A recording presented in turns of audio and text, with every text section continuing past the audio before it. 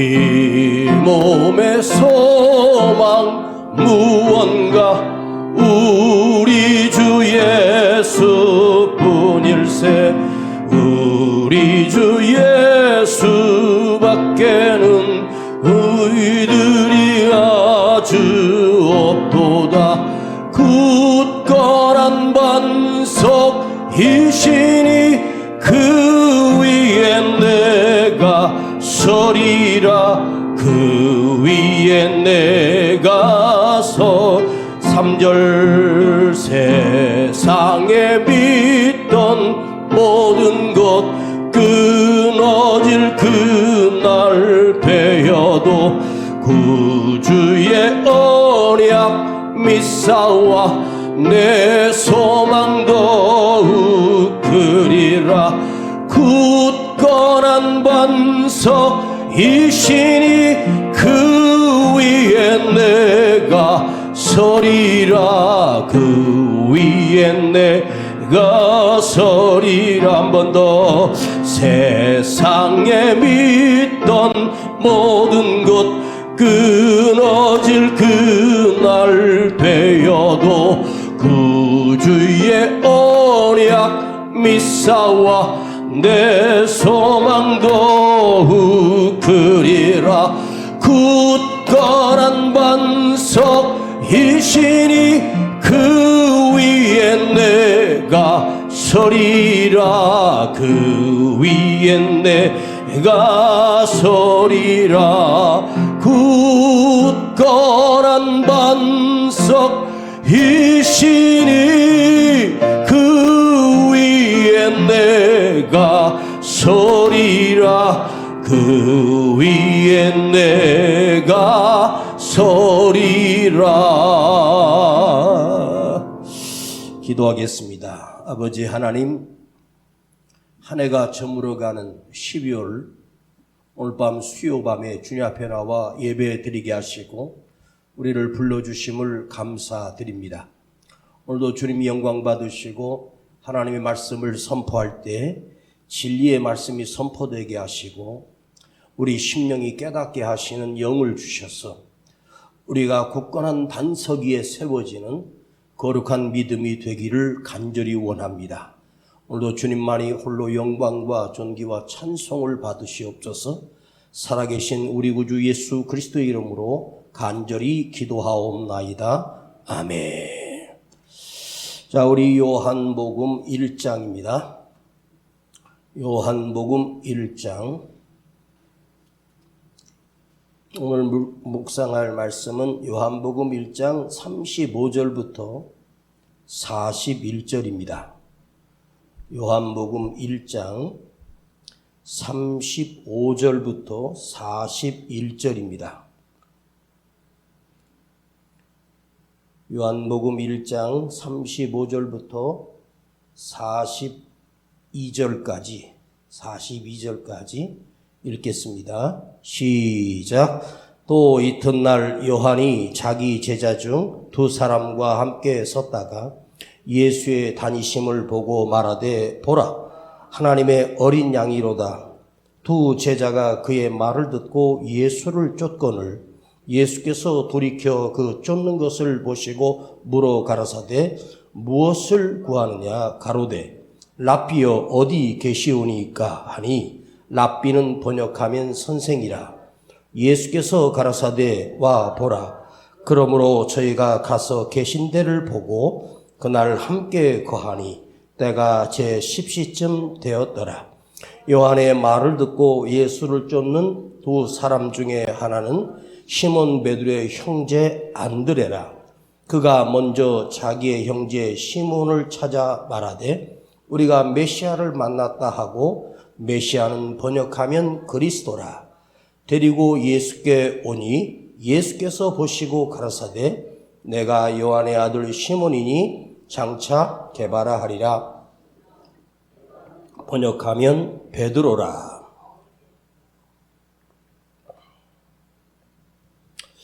여러분, 교회가 무엇인지 아십니까? 교회는 건물이 아닙니다. 웅장하게 세워진 건물이라고 해도 그것이 교회일 수가 없습니다. 교회는 제도가 아닙니다. 교회라고 하는 것은 조직이 아닙니다. 그런데 언젠가부터 교회가 조직화되고 건물을 가지고 제도를 만들면서 그 교회가 우리나라 연도로 보면 1980년을 접어들면서 교회가 세상으로부터 실타를 받기 시작했고 세상 사람들이 교회를 두려워했고 예수 믿는 사람들을 존경하고 그들을 두려워했던 때가 1979년도까지입니다. 80년대 접어들면서 교회가 세상으로부터 손가락질을 당하고 비난을 당하기 시작한 것이 1980년입니다. 그러니까 교회가 퇴락하고 쇠퇴하고 무너지기 시작한 것이 벌써 1980년이라고 하면 지금으로부터 2000년을 기점으로 하면 20년이고 2000년이 지나 벌써 우리가 2024년, 25년째 된다면 교회가 퇴락하기 시작한 것은 45년이 되었다는 뜻입니다. 왜 그럴까요?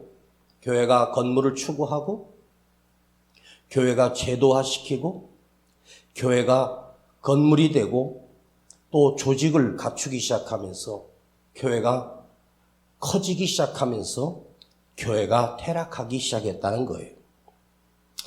자, 여러분, 교회는 거기 한 명이나 두 명이나 두세 사람이 모여 있다고 해도 그 사람들이 진정으로 믿음의 사람이고 하나님의 말씀을 두려워하고 성도들이 하나님의 말씀을 즐거워하며 오직 주님을 바라보고 주님을 의지하며 그 말씀을 따라 살 때 교회는 이 세상에서 많은 사람들에게 아름다운 사람으로 거룩한 사람으로 우리 성도들을 세상이 바라보았고 교회 공동체가 하나님의 진리의 말씀으로 다시 회복될 때 다시 교회가 세상 사람들에게 칭송을 받는 교회로 변화될 것이고 하나님이 이 땅에 교회를 세우신 목적은 하나님의 말씀을 따라 하나님의 말씀을 두려워하며 그 말씀으로 우리가 살아가는 것을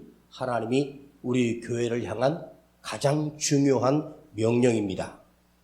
그런데 교회가 세상화되어 버리고 세상을 추구하고 세상을 목적을 삼고 교회가 세상을 닮아가기 시작하면서 우리 교회는 사실은 세상에서 가장 추악한 집단이 바로 교회가 되고 말았습니다. 우리 교회가 부정적으로 바뀌기 시작한 것이 45년이라면 지금은 썩을 대로 썩은 게 교회가 맞습니다. 이 건물이 썩은 것이 아닙니다. 여러분이 앉아있는 의자가 썩은 것이 아니라 그 안에 들어있는 사람들이 썩었다는 말입니다. 변질되었다는 뜻입니다. 우리가 부정적으로 우리가 하나님의 말씀을 두려워하지 않고 하나님의 말씀을 우리 가슴에 담지 않고 있는 자가 아무리 말씀을 들어도 그 말씀이 그 속에 들어올 수 없는 사람이라면 그 사람은 진정한 그리스도인이 아닙니다. 그가 교회를 수십 년을 다니고 신앙생활을 오래 했다고 해서 기도를 오래 하고 많이 한다고 해서 그가 거룩한 것이 아니에요. 그 속에 진리의 말씀을 담고 살지 않는다면 그는 썩어빠진 세상에 죽을 사람과 다름이 없는 구원도 없는 헛된 신앙생활을 하다가 인생을 끝나고 말 것입니다. 여러분, 세상 사람들은 이미 타락할 대로 타락해버렸습니다. 그런데 믿음의 사람들이 타락할 때는 너무 급속하게 빠른 속도로 타락해버리고 만다는 것입니다. 평신도 신앙생활을 했던 사람이 세상 사람이 되었다가 다시 교회로 돌아오는 것은 어떤 계기나 어떤 위기나 어떤 고난을 당하면서 그 사람이 다시 교회로 돌아올 수 있는 확률은 높습니다. 그런데 목사가 만일 변질되어 버리면 그 목사가 다시 거룩한 목사로 다시 회복되고 돌아온다는 가능성은 결코 없습니다. 교회에 신앙생활을 오래 하고 직분을 가졌던 사람들이 변질된 사람들은 다시 회복되기가 불가능하다는 말입니다. 우리 한국교회가 제가 100년이 넘은 교회도 집회를 갔는데 그 교회 몇 주년 기념으로 부흥회를 하는 거예요. 우리 교회가 50년이 되었다, 70년이 되었다, 100년이 되었다, 120년이 되었다고 그 연수를 자랑합니다. 그 교회가 100년이 넘은 교회가 그러면 100년을 넘도록 그 교회에서 예배드렸던 그 교회가 과연 능력이 있을까요? 거기 성도들은 100년 된 우리 교회에 대한 그 100년 동안 지속된 것을 자랑을 삼습니다. 하나님이 100년이 되었다고 그곳에 거하시는 것이 아닙니다. 오늘 바로 교회가 창립된 지 일주일밖에 안 된 교회라도 진리의 말씀이 선포되고 진리의 말씀을 두려워하는 사람들이 모였다면 우리 하나님께서 그곳을 기억하시고 그것을 바라보시고 그곳에 은혜를 내려주실 것입니다. 교회 모임 숫자, 유명한 사람들이 나오고 교회가 10,000평의 주차장을 가지고 있고 그 교회가 주차 대수를 1,000대를 주차할 수 있는 그런 규모를 갖춘 교회도 있습니다. 언제 한국교회 목사들이 여의도 순복음교회가 가장 컸는데 지금은 여의도 순복음교회보다 더 큰 교회가 여러 개가 생겨났습니다. 목사들이 경쟁을 합니다. 어느 교회는 그 교회 한꺼번에 예배 드릴 수 있는 인원수가 3,000명입니다. 근데 지금은 5,000명이 들어올 수 있는 대형 성전을 지었다고 자랑합니다. 제가 철원에 어느 기도원에 여름에 집회를 갔는데 그 산에다가 기도원에서 그 기도원을 새롭게 교회를 짓고 거기다가 건축을 한 걸 봤는데 그 대성전에 들어가 봤더니 어마어마하게 크게 그 산속에다 지어놨습니다. 제가 거길 다녀온 지가 벌써 한 10년이 넘은 것 같은데 거기 전기를 한번 켜고 에어컨을 가동하고 그 다음에 만일 겨울이라면 난방을 한번 가동해서 1시간만 돌리면 전기세가 300만 원 나옵니다. 여름에 에어컨을 틀면 전기세가 500만 원이 나온답니다. 그래서 다 불 꺼놨습니다. 제가 집회 갔을 때는 조그만 소강단에서 집회를 했었습니다. 그런데 그때 그걸 자랑하던 그 기도원의 장로님, 얼마를 들여서 지었다고 하지만 그렇게 지어진 그 안에 자기들이 자랑하는 성전 아닙니다. 예배당이라고 하는 그곳을 누가 한번 써본 적도 없을 거예요. 여러분, 교회 평수가 기준이 되고 모이는 숫자가 많아야 그 교회가 아니라는 것입니다. 이것이 기준이 되면서 한국교회가 타락했고 부패해지기 시작했습니다. 자, 오늘 본문에 가장 중요한 메시지 여러분과 두 가지를 나누겠습니다. 저는 수요예배 요한복음을 설교하는 것이 아니라 묵상을 하기 때문에 여러분이 익숙하지 않을 수 있지만 이 묵상된 말씀이 진짜 깊이 있는 말씀이기 때문에 여러분들이 이 말씀에서 한번 우리에게 주는 하나님의 메시지가 반드시 있을 것입니다. 자, 먼저 35절을 보시겠습니다. 35절, 또 이튿날 요한이 자기 제자 중 두 사람과 함께 섰다가, 또 이튿날이라고 하는 것은 어제, 그날 바로 전날 예수님이 요단강에서 세례 요한에게 세례를 받으심으로 그 세례 요한이 이가 그리스도다, 이분이 메시아다라고 그 요단강에서 수많은 백성들에게 선포를 했습니다. 그날 지난 그 다음 날을 얘기합니다. 즉 세례 요한이 요단강에서 이분이 그리스도다, 이분이 메시아다라고 하는 것은 그 기점으로 해서 우리 예수님이 이 땅에 오셔서 구원자로, 그리스도로, 메시아로 본격적으로 시작한 그 시기를 공생애라고 합니다. 상식적으로 예수님이 나이 30에 그리스도 메시아로 온 세상에 선포되신 것입니다. 그리고 처음으로 예수님께서 이 땅에 그리스도로 메시아로 시작한 날이 바로 어제였고 그 다음 날 일어난 일입니다. 자, 그 다음 날 이튿날 요한이 바로 세례 요한을 말하는 거예요. 자기 제자 중 두 사람과 함께 섰다가 저 사람이 그리스도야? 메시아란다. 메시아라고 하는 말은 너희를 구원해낼 수 있는 자, 영원히 죽게 하는 구원자를 말합니다. 영생하는 생명의 주인이라는 뜻입니다. 그러니까 그리스도다, 메시아라고 하는 말은 똑같은 말이에요. 메시아, 구원자, 그리스도, 구원하신다. 똑같은 뜻입니다. 자, 37절을 보겠습니다. 두 제자가 그 말을 듣고 예수를 쫓거늘. 세례 요한의 두 제자가 저분이 그리스도시야, 저분이 메시아란다, 너희는 저분을 따라가거라 하고 선포하게 될 때 세례 요한을 따르던 두 명의 제자가 예수님의 제자로 바뀌게 되는 기점입니다. 쫓기 시작했다라고 하는 말은 하루만 쫓다가 끝난 것이 아니라 헬라어를 보면 아콜두 데오, 평생을 영원히 데오, 주님이 나의 주님입니다. 나의 하나님이십니다.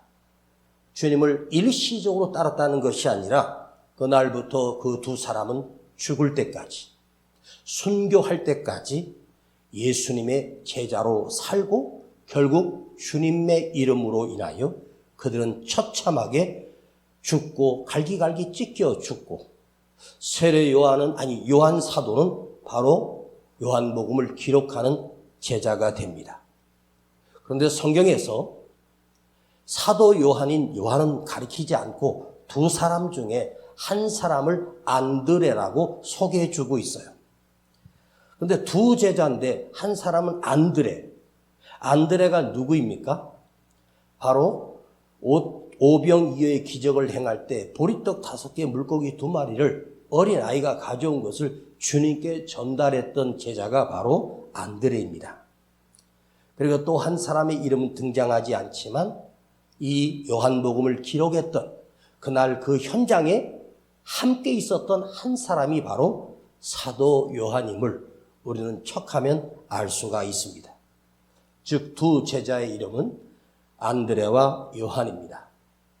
그러니까 예수님의 첫 번째 제자가 된 두 사람이 바로 요한 사도와 안드레였습니다.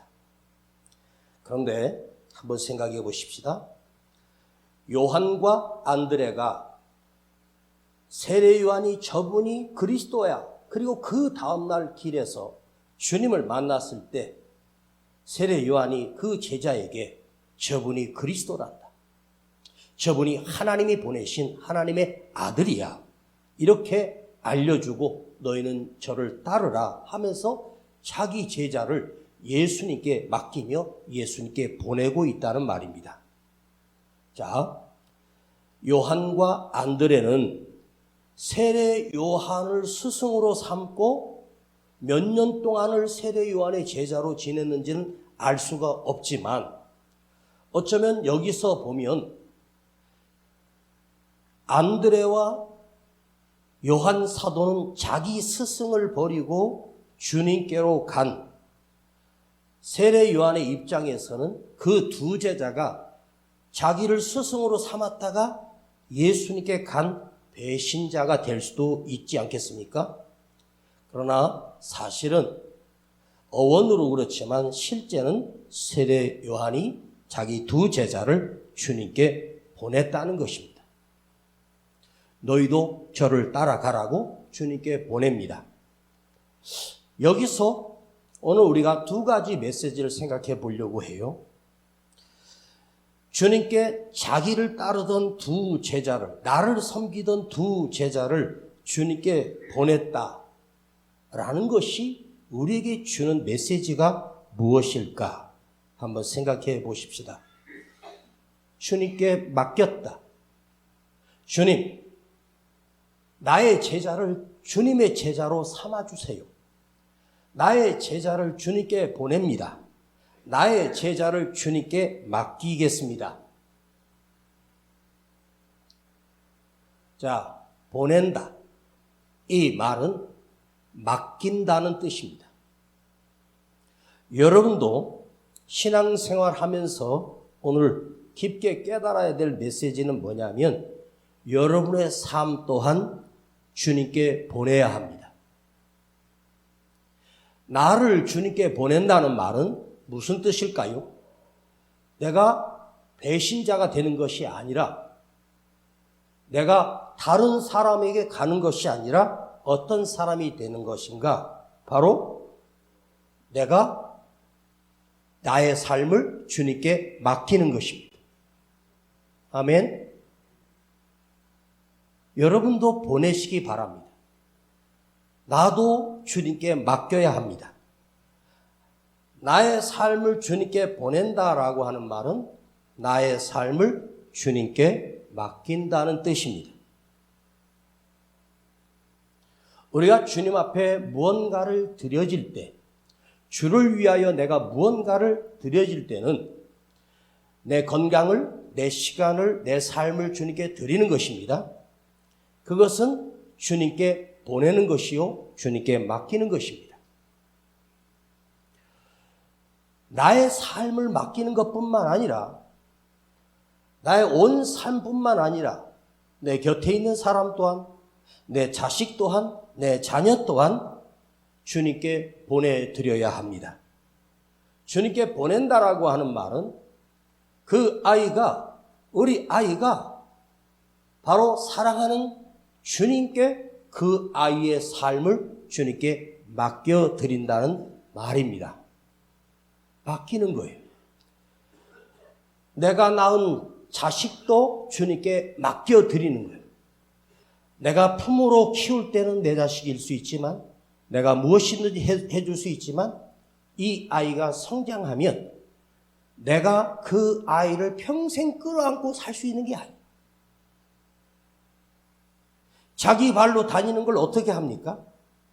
그가 어디를 걷든지, 어디에 있든지, 무엇을 하든지 주님이 인도해 주시고 주님이 해결해 주실 것이고 주님께 맡기는 거예요.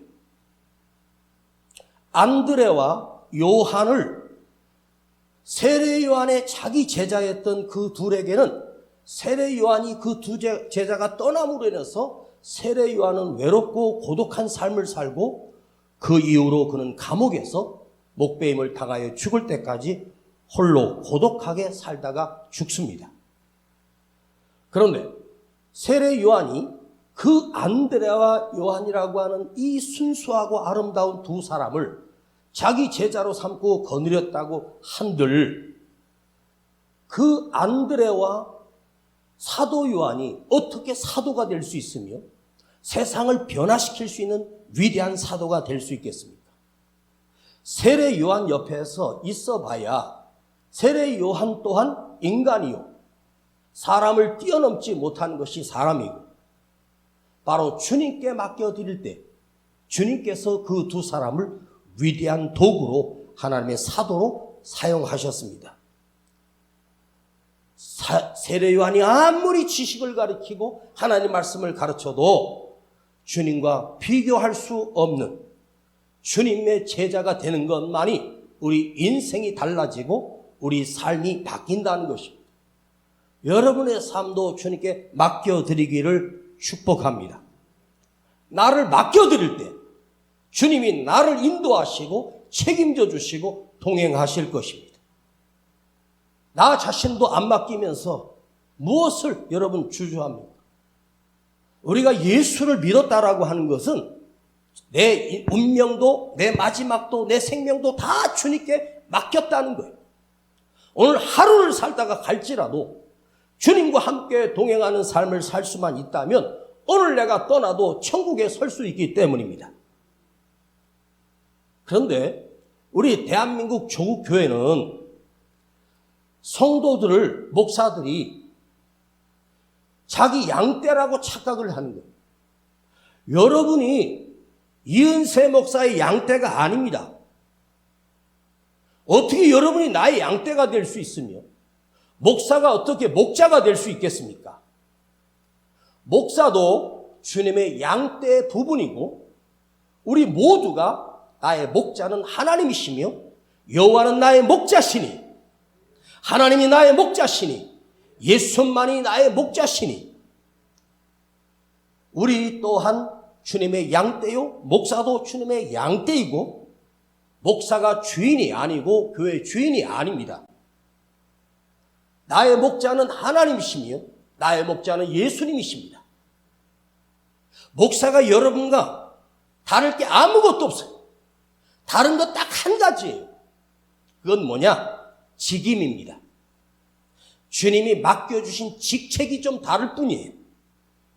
사도의 직임이란 주님의 제자, 주님과 함께 동고동락하고 주님의 말씀을 가르쳤던 그 12사도와 거기에 예외가 하나 있는데 주님을 단 한 번도 만난 적이 없던 바울을 주님은 사도로 임명해 주셨습니다. 환상 가운데 바울을 만나신 주님께서 그를 사도로 세우셨습니다. 사도가 되려면 주님을 3년 반 동안 같이 먹고 자고 주님과 함께 고난과 역경을 헤쳐나갔던 그들만이 주님의 사도가 될 수 있어요. 목사란 목자는 바로 양을 기를 목, 양을 기르는 목자에다 스승사자입니다. 여러분과 우리 모두는 주님의 양떼이며 주님께서 저에게 내 생명이 붙어있고 내가 목회하는 그 동안만 주님이 저에게 여러분을 임시적으로 말씀을 가르치도록 저에게 직임을 주신 것 그 한 가지 차이예요.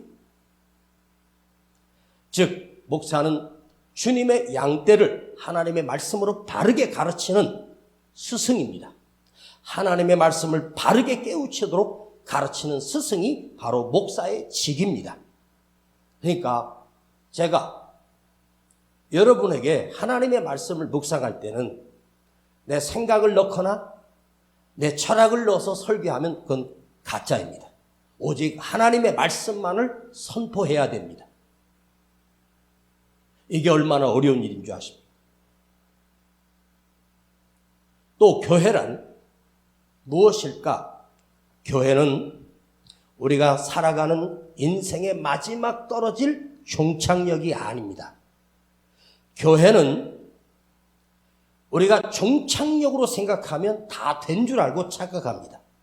그래서 변질됩니다. 교회는 내가 하나님 앞에 가는 시발점이 됩니다. 시작점이 된다는 말이에요.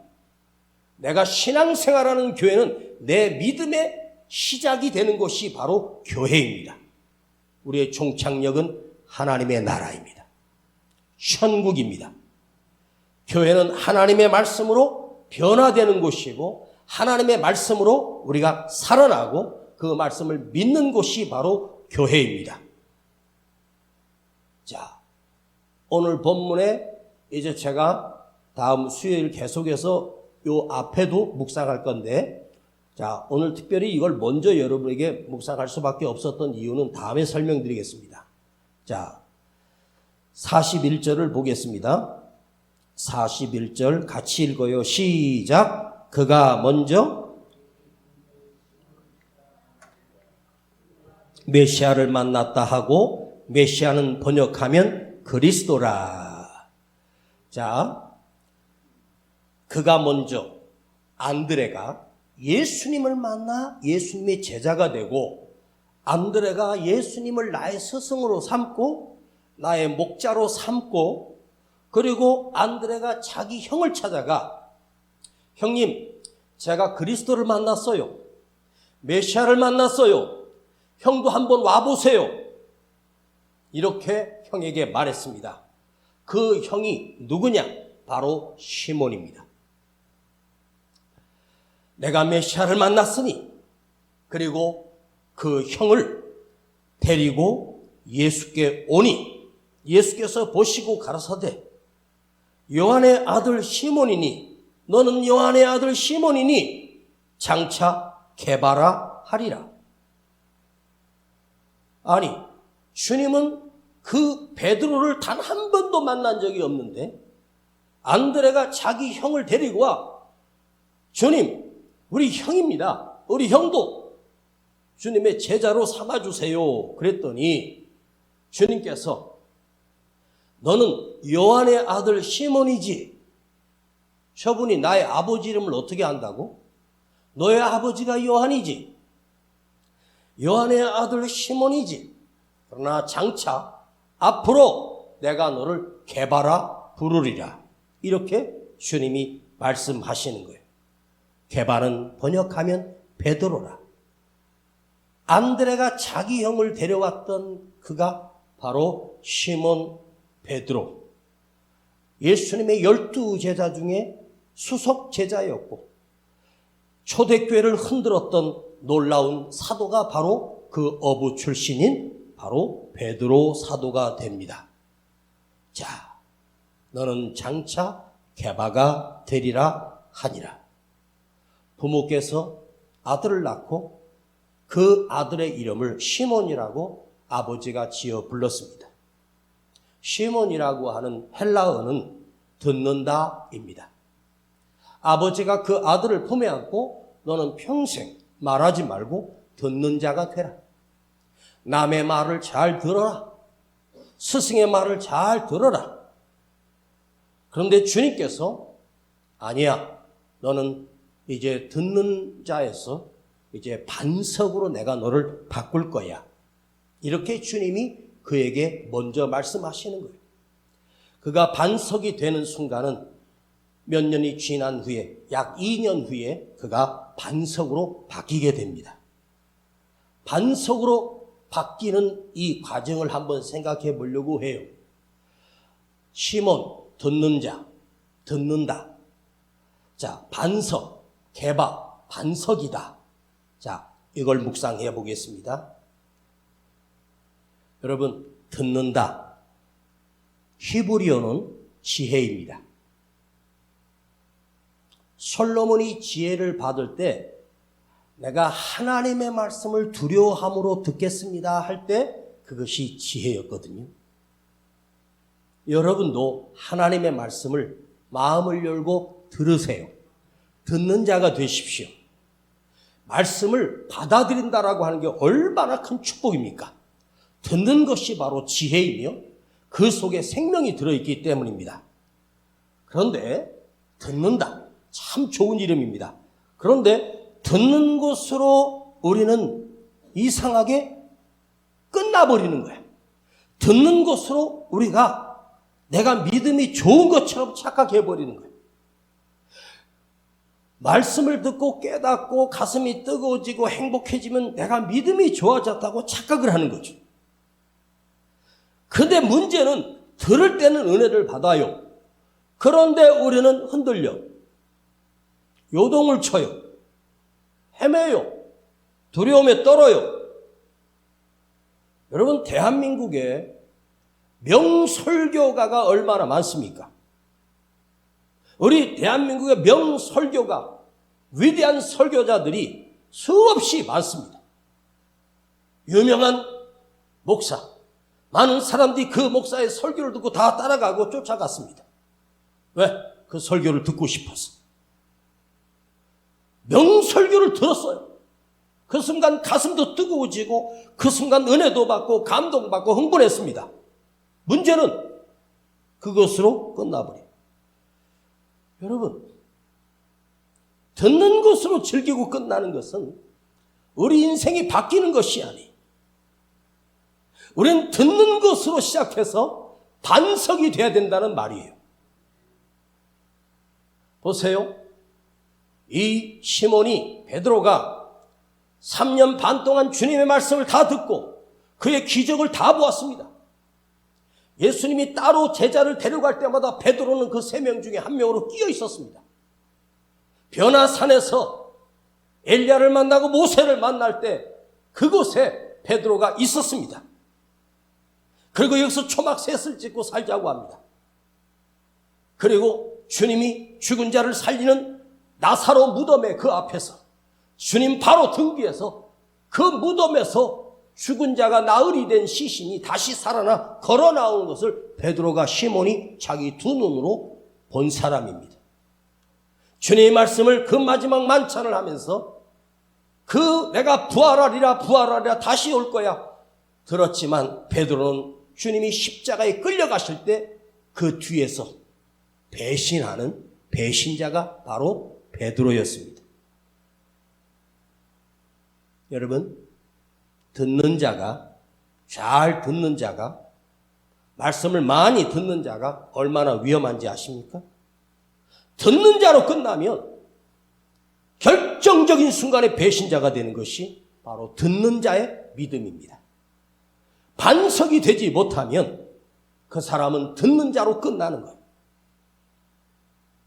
주님이 부활하셨다는 말을 듣고도 베드로는 고기 잡으러 도망갔습니다. 왜? 미안해서. 양심에 꺼려요. 내가 주님의 등 뒤에서 주님을 모른다고 저주까지 퍼부으면서 모른다고 했던 게 며칠 전입니다. 그런데 그 베드로가 반석이 되었을 때 그의 손을 잡아 안진뱅이를 일으킬 때 예수 그리스도의 이름으로 일어나 걸어갈 때 미문 앞에 안진뱅이가 벌떡 일어났습니다. 어느 마을에 사람을 돕는 선하고 믿음의 사람이 죽었는데 그 옆에 베드로 사도가 있다는 사실을 사람들이 알고 그 시신을 다락에 뉘어놓고 베드로 사도를 쫓아가 와서 기도해달라고 살려달라고 했을 때 베드로가 가서 그 타비다를 주님이 말씀하시니 너는 일어나라 하는 순간 그 죽은 여자가 벌떡 일어납니다. 그게 바로 베드로 사도였습니다. 베드로 사도가 얼마나 위대했냐면 자기 입으로 살아나라고 하면 그가 죽은 자가 살아났고 살아있는 자도 너는 오늘 여기서 죽는다 하면 그 두 부부가 아나니아와 삽비라가 바로 그 자리에서 쓰러져 죽었습니다. 그게 베드로 사도였습니다.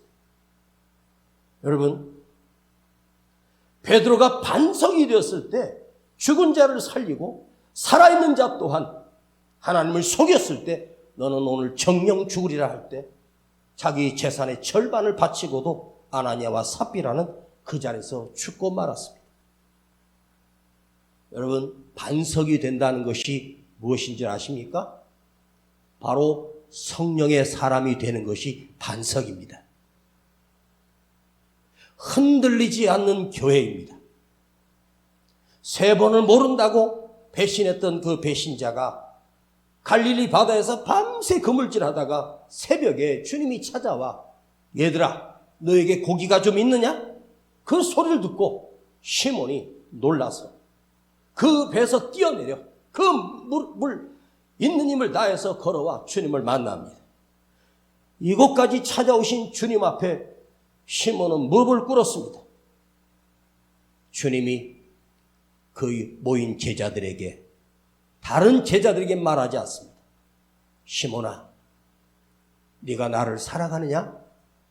3번을 물으십니다. 주님이 아시잖아요. 베드로야, 시몬아, 거기 베드로라고 안 불러요. 요한의 아들 시몬아, 네가 나를 사랑하느냐? 요한의 아들 시몬아, 내가 나를 사랑하냐? 3번을 물으셔요. 여러분, 그때 베드로가 반석이 되기 시작합니다. 반석은 무엇입니까? 여러분이 큰 바위가 되는 것이 반석이 아닙니다. 반석은 주님을 사랑하는 마음이 그 안에 있는 자가 흔들리지 않는 믿음의 반석입니다. 여러분이 그 반석이 되기를 원합니다. 수요밤에 나온 여러분들이 반석같이 흔들리지 않는 신앙의 믿음의 사람이 되기를 축복합니다. 주님을 사랑하는 자만이, 주님만을 사랑하는 자만이 진정 흔들리지 않는 반석으로 우뚝 세워져 우리 주님께서 그 베드로가 신앙 고백했을 때 내가 복이 있도다. 그 반석 위에 너의 교회가 아니라 나의 교회, 주님이 베드로의 너의 교회가 아니라 나의 교회를 세우리니. 여러분, 우리 교회는 사람이 세운 교회가 아닙니다. 제가 이 교회를 세운 사람이 아닙니다. 저는 임시로 목사직을 감당하고 있을 뿐이지 이 교회는 주님이 세우신 교회입니다. 그대가 개바가 되십시오. 반석이 되십시오. 페트라, 흔들리지 않는 반석이 되십시오. 그 사람은 성령의 사람이요, 그 사람은 진정으로 주님을 사랑하는 사람입니다. 세례 요한은 자기 두 제자를 주님께 보냈습니다. 주님께 맡겼습니다. 내 삶도 주님께 맡기고 사십시오. 내 모든 것도 맡기십시오. 여러분이 가진 생명은 내 것이 아닙니다. 우리는 매일매일 같이 누군가의 부고장을 받지 않습니까? 누가 죽었다, 누가 죽었다, 누가 죽었다. 매일 부고장이 날라옵니다. 저보다 어린 사촌 동생도 몇 년 전에 심장마비로 죽었다고 합니다. 동창에 나가 누구누구 이름 불러봤더니 다 죽었답니다. 아마 3분의 1 이상은 죽었을 거예요. 제 나이쯤 된 제 친구들이. 그대가 70이 넘었으면 그 70이 넘도록 살아있는 여러분이 아는 사람들 중에 거의 다 죽었습니다. 80이 된 사람은 기적같이 살고 있는 거예요. 그럼 오늘같이 내일같이 모르는데 뭘 나를 믿고 사십니까? 주님께 맡기고 사십시오. 내 생명도 내 거 아닙니다. 주님 거예요. 주님이 데려가면 끝나는 것이 내 생명이니까 하루하루를 믿음을 지키며 반석으로 사십시오. 흔들리지 않고. 아멘. 여러분이 세상이 요동치고 나라가 어쩌고 저쩌고 해도 흔들리면 안 됩니다. 교회는 세상 정치에 개입하면 교회가 아닙니다. 저는 정치에 개입하는 목사들을, 그 사람을 목사라고 인정하지 않습니다. 주님이 오셔서 로마에 대하여, 예루살렘에 대하여, 헤롯 왕에 대하여 주님은 단 한 번도 자기 능력을 행사하지 아니하셨습니다. 그 당시에 주님이 로마 황제를 자기를 십자가에 못 박게 했던 그 총독 빌라도마저도 주님은 건드리지 않았습니다. 너의 권세는 위에서 준 거야. 그 위에 계신 분이 나야. 내가 너에게 총독 자리를 맡긴 거야. 로마 황제도 내가 맡긴 거야. 이스라엘의 왕도 내가 세운 거야. 그러나 주님은 간섭하지 아니하셨습니다. 여러분, 주님이 오셔서 그 세상을 보시고 하나님이신데 싹 쓸어버리고 싶은 마음이 없으셨을까요? 얼마나 말았겠습니까? 개입하지 않았습니다. 십자가에 죽으시고 부활하시고 우리를 영원히 구원해내셨습니다. 그것만이 반석입니다. 세상이 어쩌고 저쩌고 해도 흔들릴 필요가 없어. 우리는 반석입니다. 굳건한 반석에 내 믿음을 세우고 흔들리지 않도록 여러분을 잘 감당해 나가기를 간절히 축복합니다. 아버지 하나님, 오늘도 말씀을 듣게 해주셔서 감사드립니다. 우리 자신이 주님께 맡기게 하시고 우리 자신이 개바가 되게 하셔서 창차 너는 개바라. 그리고 그 듣는 자가 반석이 되어 교회를 깨우고 죽은 자를 살리고 그 말씀에 5천이 돌아오고 3천이 회개하는 놀라운 역사가 일어났습니다. 우리가 세상을 변화시키는 반석이 되게 하시고 나라와 민족을 위해서 기도하는 그리스도인이 되게 하여 주시옵소서. 우리 주 예수 그리스도 이름으로 기도하옵나이다. 무섭게 바람 부는 밤 결이 높이 설렐 때 우리 주 크신 은혜의 소망에 닿을 줄이라. 세상에 믿던 모든 것 무너질 그날 되어도 구주의 언약 미사와 내 소망 더욱 이 몸의 소망 무언가 우리 주 예수뿐일세. 우리 주 예수밖에는 믿으리 아주 없도다.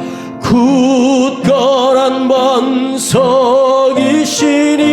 그 위에 내가 서리라. 그 위에 내가 서리. 굳건한 반석이시니 그 위에 내가 서리라. 그 위에 내가 서리라. 오늘 여러분이 개바가 되어 돌아가기를 원합니다.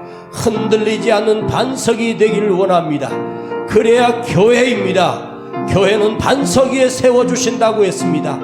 우리가 그 반석이 되게 하시고 우리가 흔들림 없이 이 맡은 사명을 감당하는 주여 이 땅의 마지막 남은 교회가 되게 하시고 우리 자신이 세상을 살려내는 반석이 되기를 원하며 교회가 나라와 민족을 위해서 기도하게 하시고 우리를 위하여 기도하게 하시며 세상을 향하여 기도하는 반석 되게 하옵소서. 주여 부르고 기도합니다. 주여.